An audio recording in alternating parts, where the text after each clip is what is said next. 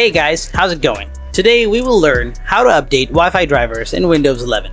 If you're looking for a way to get an easy guideline for this process, then this video is just for you. Now, let's not waste any more time and jump straight in. So, to do this, right-click on your Start menu and select Device Manager. Now in here, expand the Network Adapters section.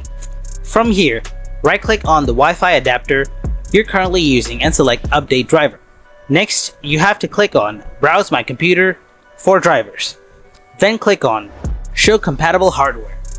Now, here you have to select any of the drivers that appear on the box below and click on Next to install the driver. The driver will get installed in a couple of seconds. So after it's finished, restart your PC and the driver will get updated.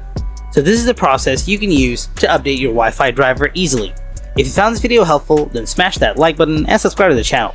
And if you have any kind of questions, then please ask them in the comment section below. Thanks for watching.